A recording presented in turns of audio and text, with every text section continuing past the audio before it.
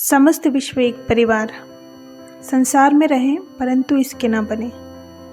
ईश्वर ने संसार की रचना हमें उत्पीड़ित करने के लिए नहीं, अपितु हमारी परीक्षा लेने के लिए की थी। इस परीक्षा का उद्देश्य यह देखना है कि क्या हम अपने सांसारिक कर्तव्यों को करते हुए भी अपने मन को उन ईश्वर में केंद्रित रख सकते हैं। क्या हम संसार में रहकर भी इससे पृथक रहना सीख सकते हैं, इसकी भौतिकता में लिप्त हुए अथवा खोए बिना। भगवान कृष्ण, लाहिड़ी महाशय तथा राजा जनक के द्वारा यह उदाहरण हमें दिया गया है।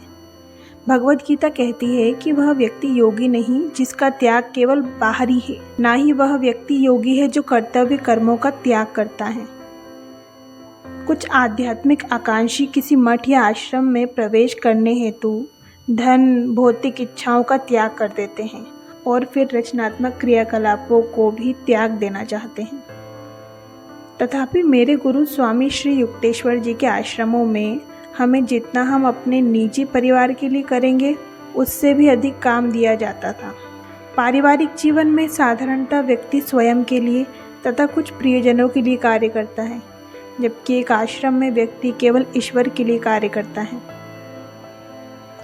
परंतु संसार में भी व्यक्ति केवल ईश्वर के लिए जी सकता है यदि वह अपनी चेतना के केंद्र को बदल दे, ईश्वर की चेतना में रहे। योग प्रत्येक कार्य को ईश्वर की चेतना से करने की कला है।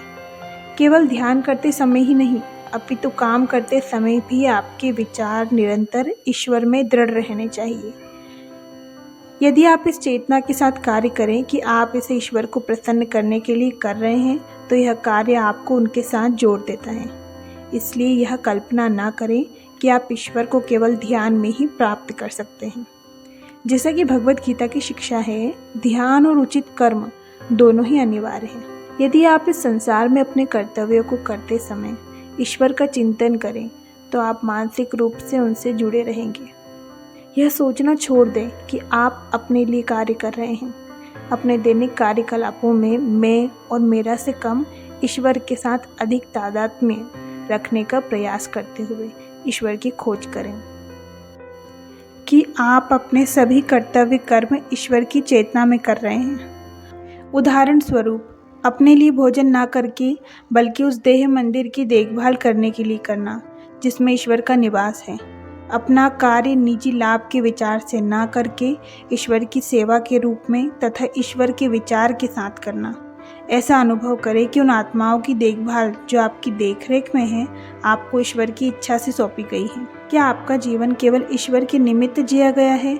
इसकी परीक्षा यह है कि आप किसी विफल निजी इच्छा पर दुखी नहीं होते, अपितु केवल तब दुखी होते हैं जब आपने ईश्वर को अप्रसन्न किया हो। मैं अपनी निजी वस्तुओं की अपेक्षा दूसरों की वस्तुओं की अच्छी तरह से देखभाल करता हूँ, क्योंकि मैं सभी कार्य ईश्वर के लिए करता हूँ। मैं उन्हें अपनी अपेक्षा अधिक उमंग तथा सावधानी से करता हूँ, और यदि उन कार्यों के परिणाम बुरे हो जाएं तो मैं व्यक्तिगत रूप से कष्ट नहीं पाता, क्योंकि मैंने केवल उन्हीं ईश्वर के लिए कार्य किया था। मैंने अपना सर्वोत्तम प्रयास किया तथा मैं और अधिक आनंद एवं निश्चय के साथ पुनः प्रयास करूँगा, परंतु अपने प्रयासों और उनके परिणामों से आसक्त हुए बिना। यदि मैं स्वयं के लिए कार्य कर रहा होता तो मैं हर समय चिंता कर रहा होता, परंतु क्योंकि कार्य में मेरा उद्देश्य केवल ईश्वर की सेवा करना है, अतः परिणाम उनके हैं, मेरे नहीं।